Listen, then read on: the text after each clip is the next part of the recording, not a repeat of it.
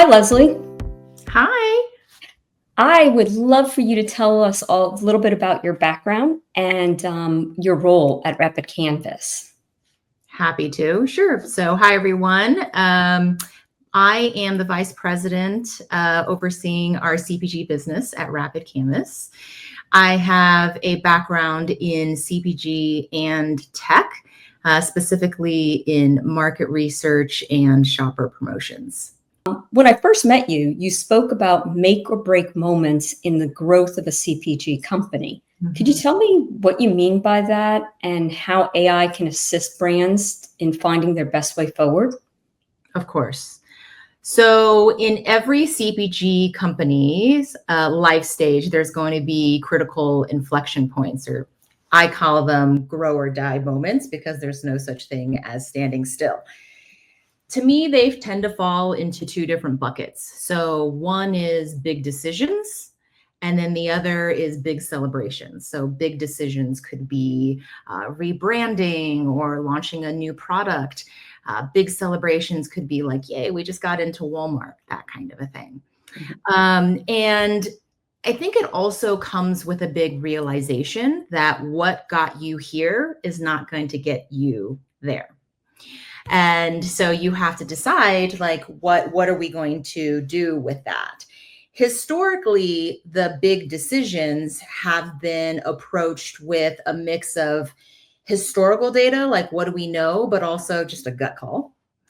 And a huge reason for that is because even though most companies actually have the answers somewhere mired into all the data, they don't have the time, they don't have the manpower, the capacity to actually mine all of the data in a timely manner to make that call. And so it's such a shame, right? Because you actually have the data somewhere deep down, or have the answers deep down in your data, but then you end up just making this gut call.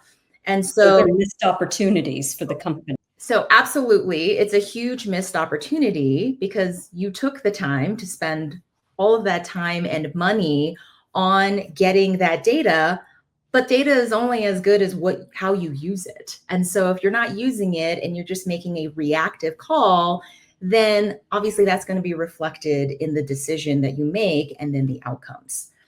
And so this is where AI is such a lifesaver, because AI comes in and can take and analyze all of your data in whatever format, wherever it lives, bring it all together instantly, and then on top of it all, give you recommendations on what you should do. Now, of course, you can take it or leave it. This is the beauty and the harmony of an AI plus human team, right? But it's doing all of the things that you otherwise would never do because you just don't have the time or the energy. And then the big celebrations, like there's the yay, we just got into Walmart, but then that quickly turns into, oh, we just got into Walmart. What do we do, right? Because Walmart sells to millions and millions of shoppers. So if you're this itty bitty shop and all of a sudden you have to keep up with that kind of demand. And so is your operations set up for that, right? And so the manual spreadsheets that got to where you are is probably not going to keep up with that level of demand.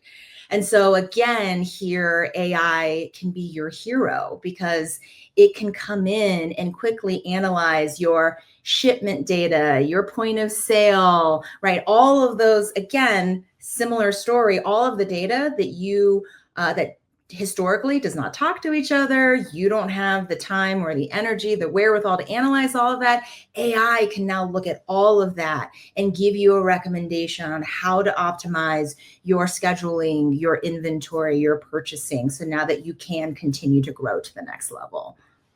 So I love that you're at Rapid Canvas. What you're doing is helping the day-to-day frontline folks be the heroes, and they have a lifesaver. So they have a lifeline, right, with their AI that's helping them to achieve their goals. That's brilliant. That's exactly right. And I think what you're starting to touch on, Michele, is kind of a myth. A lot of people are afraid that AI is going to replace them. And I just want to bust that myth right now, because it's a team. It's meant to be AI and humans together to create this amazing synergistic symbiotic relationship. Speaking personally, AI makes me a better human because I have all of these things that I'm capable of doing, but I am bound by the limits of my own energy and capabilities. I live in the same 24-hour day as everybody else, right? And so AI is able to bring out of me all of this genius, if you will, right, that I otherwise wouldn't be able to showcase. And at the same time, AI is only as good as the way that I guide it. So AI needs me too, right? I have to be very clear with AI on what my goals are, what my parameters are, what success looks like. And so together we become a power couple. Right. It's similar to like the days before spreadsheets, right? You couldn't, everything was manually calculated, right? And now you can't imagine life without your Excel spreadsheet. It didn't replace you, No. but it helps you to be better, right? At adding things correctly. So I love that analogy with it. Leslie, tell us, how should CPGs decide where to focus their AI efforts first, right? Because there's a lot of competition for utilizing AI in organizations. So where can AI do the most good for CPG? Yeah, I get asked this question a lot. And I typically answer the question with two questions. The first is, where does it hurt the most? Where does it hurt the most? And the second is, where, if I fixed it, would it make the biggest difference to you and your business? And it sounds like they should be obvious, right? Like it sounds really easy, but sometimes it's actually really hard to answer. And for a couple reasons.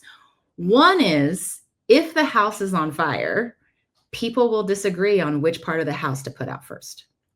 And so the first thing that you have to do is to go inward and have some really honest conversations with leadership internally to say, okay, what's really going on? What is our ultimate goal? What is our North Star? And therefore, what do we think truly hurts the most? Because everybody's going to say, well, from their perspective, well, this is the part that hurts the most, et cetera. But you have to kind of zoom out and see the bigger picture.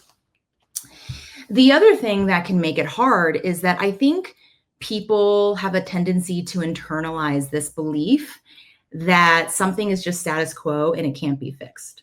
So if I've been driving a horse and buggy my whole life, I may not like it, but if you suddenly come and say that there's this newfangled contraption called a car and it's going to change my life, I may not believe you, right? I may just say, no, this is the way that life is.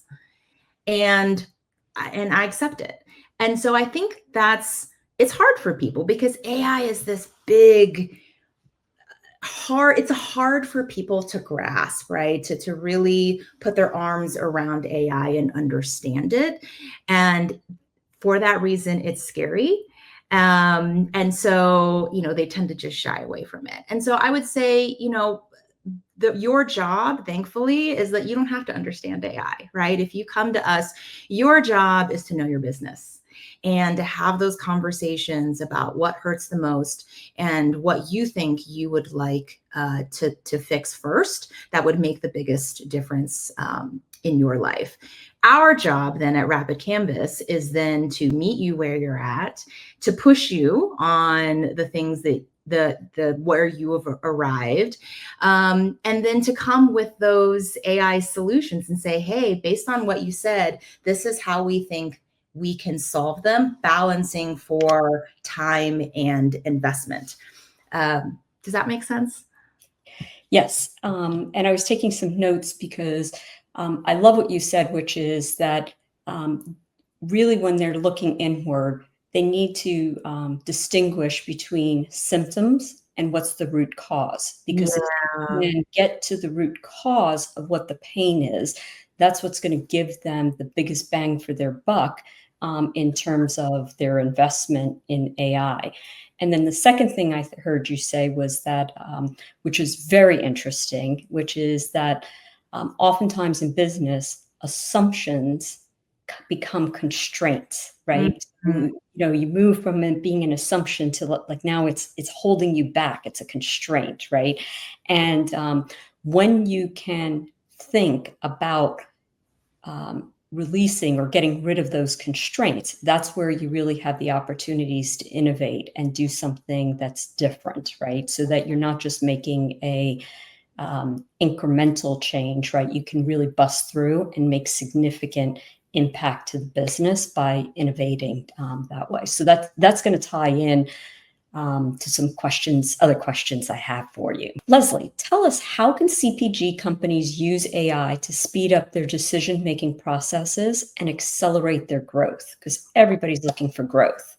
Yes. At the end of the day, I'm going to sound so biased, but AI is the competitive advantage. It is. There's lots of other things you can do, right? I mean, obviously, you want to have the best product on the market, the best tasting, the best whatever, but the secret sauce is going to be AI. Nothing is going to get you the speed and the effectiveness, and then therefore the competitive advantage the way that AI does. So when it comes to, let's say, decision making, right? If you're making static decisions, if you're making decisions on gut calls, just looking at what you can access, that's going to hold you back. So AI is going to allow you to make decisions in a dynamic way in real time.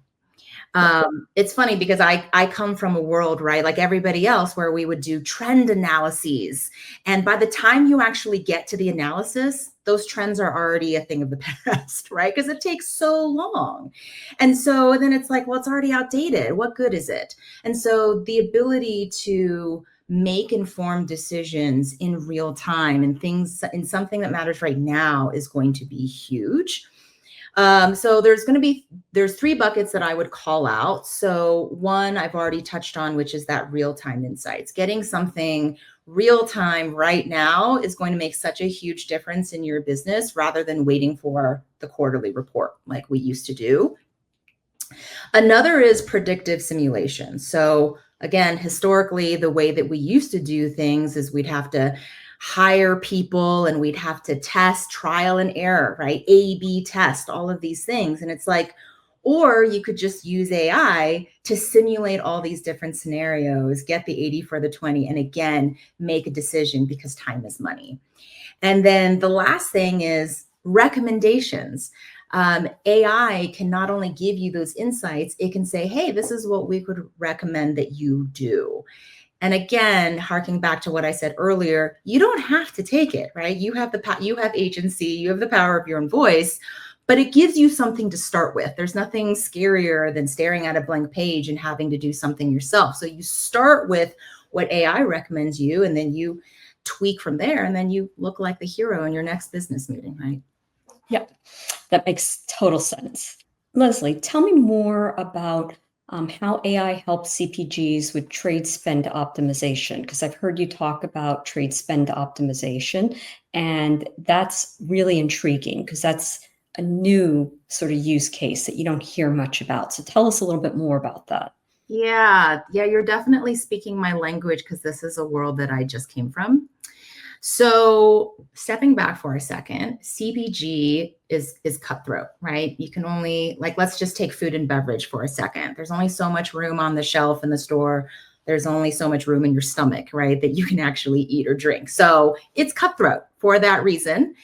And so naturally, businesses are going to promote themselves, of course, right? They are hoping that if they promote themselves enough in various ways, that it will be their product that you as a shopper pick off of the shelf, right? So what happens is, let's say I own a bar business, I work with an agency, we run a campaign. That campaign ends. I go to the agency, and my question is always going to be, how did we do? And what should we do next? What should we continue to do? What should we change? And the secret that no one wants to talk about is that the agency goes, I don't really know, right? And it sounds like I'm throwing agencies under the bus. Not at all. They do wonderful work. But the reason why it's so hard to come up with an accurate answer to those questions is because my campaign did not live in a vacuum. There were millions of other things happening in the world while I was running that campaign. So how in the world do we distill down to, okay, if we just look at that campaign, what was the ROI versus other things? It feels impossible. There's so many different factors to consider. And so what's so beautiful about AI is that it can take however much data you have, decades, if not more, right, of all of these different data points, whether it's in spreadsheets or it's in some other format, and analyze it in a way that's faster, a lot more effective than what you could do on your own, and again, give you those recommendations. Now, I'll repeat what I said earlier. You don't have to just, take it at face value, right? And so your business best, even better than AI. There could be something that intuitively that maybe AI doesn't know, right? But it gives you a huge place to start, and it's going to arm you so much better, make so much more informed decisions the next time you put together your promotion plan. Yeah, the other thing that's true with that recommendations is that it allows you, as somebody who's new to AI, in terms of consuming AI, to be able to gain confidence and for the AI to establish some credibility with you, right? Because initially it may come up with some really oddball kinds of recommendations, and you might say, oh, that's either something I've never thought of, or maybe it's something that is impossible for some kind of reason that the AI is unaware of. So it helps you to then feed in additional information into the AI to help it calibrate and fine tune based on your business and your constraints in your business. So I find that people don't oftentimes talk about how do you build up confidence? But once you have confidence in it, then people will be like, oh, that's a new idea. I hadn't thought about that, right? Let's go try that, right? But it takes a while for you as a human because it's something new. It's like anything, right? We resist sort of change, but once we open ourselves up to it, we kind of see many different possibilities in those new tools that can aid us. Yes. And if I can build on that, Michele, this piece on confidence, I think this is just universally true about anything that is new, right? Yep. In the beginning, right? I would be giving the same coaching to somebody who is going to the gym and working out for the first time, right? It's going to be scary. It's going to be uncomfortable. I think the key is just to start and start small, right? You're not going to be running a marathon on day one. That's okay, right? So just start. And there's really something to be said about gaining that momentum, building that muscle memory, and then saying, hey, that wasn't so bad. Maybe tomorrow I'll try something else. And then before you know it, you're off to the races. So I think that is a huge thing of like, don't make AI into this huge, scary black box. Start by asking it a simple question. Guaranteed you've had a conversation in your life, right? Just have a conversation with AI. That's it. Leslie, you've talked about AI helping with new product ideas. Is that really possible? And if so, how the heck does it do that? That's a great question, and one that I grappled with given my background in market research, right? Before AI was a thing. And we used to just come up, there'd be think tanks and brainstorming sessions and deep dives into everything that we've tested historically, right? And looking at those trend analyses that we just talked about. And that's how we did it. That's how we as mere mortals and humans did it. But the challenge with that is that you can't possibly know it all. It's just there's literally just not enough brain space and time in the day to know it all. And you are limited by not only your own capacity, energy, but honestly, your own bias, right? Because you are coming in with your own thoughts of what ideas might perform well given your own human experience. And so AI is coming in, one, without any bias, right? But two, it's also able, as we've talked, to access all of the data. I mean, I started my market research career at Procter and Gamble. I mean, you want to talk about a wealth of research data, right? It'd be impossible for a human to analyze all of that. And so AI can go in and look at all of it. Doesn't matter if it's spreadsheets, videos, whatever format it is, all of it. And then again, with your guidance, clarity on your goals, your success metrics, etc., it can then give you a fully informed recommendation, insights and recommendations, and then again, give you that confidence to keep moving you forward. But that's the beauty of AI. At the end of the day, it's not replacing you, it's a tool. It's allowing you to be your best self and help you achieve the goal that if you were on your own would be very limited. Excellent. Thank you for that.